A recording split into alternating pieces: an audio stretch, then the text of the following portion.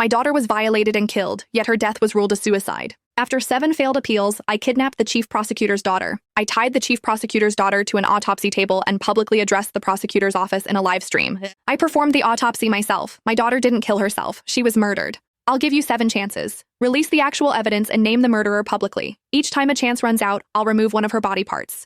The chief prosecutor and his wife knelt on the floor. They begged me desperately to spare their daughter. The evidence proves your daughter took her own life. Stop this madness now and let my daughter go. She's innocent. Viewers in the live stream called me insane. They said I had lost my mind with grief and was taking it out on an innocent person. I ignored their contempt. With a sneer, I picked up a scalpel and pressed it against the judge's daughter's abdomen. The clock is ticking.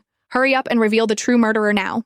I knew perfectly well the real murderer was watching the stream at that very moment. When they saw their daughter tied to the autopsy table, the chief prosecutor, Davin Elkin, and his wife, Portia Elkin, broke down completely.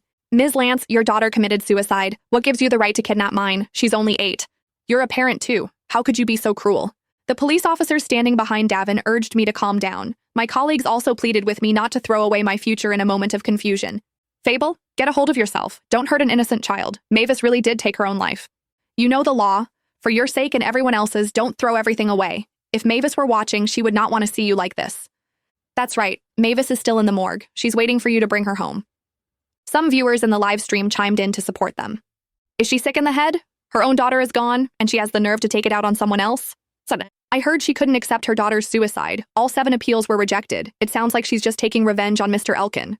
7 failed appeals prove her daughter must have killed herself. Otherwise, they'd have found the real murderer by now.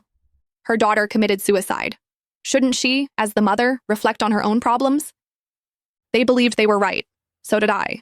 My daughter, Mavis Lance, absolutely could not have committed suicide. No. 3 months ago, she passed away. She was supposed to go to university in Nexopolis. They recovered her body from a river. When they found her, she was fully nude and covered in bruises. Though I was a forensic doctor, the department assigned a different forensic doctor to perform the autopsy due to the conflict of interest presented by her being my daughter. I thought the autopsy would bring justice for Mavis, but the final ruling concluded that she had died by suicide. Mavis was a bright and cheerful girl. She could never have taken her own life. After claiming Mavis's body, I conducted the autopsy myself through tear-blurred eyes. I discovered that Mavis had been assaulted before his death. I gathered all the evidence I could find and filed appeal after appeal for a new trial. Every single one was denied. By the 7th attempt, I even submitted photographs of Mavis's severe and shocking tears as proof. That appeal was also rejected. I refused to accept it.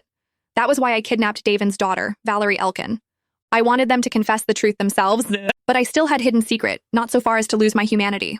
I twirled the autopsy scalpel in my hand as I approached Valerie. I've told you, Mavis did not take her own life. Mr. Elkin, I've given you the opportunity. Whether or not your daughter stays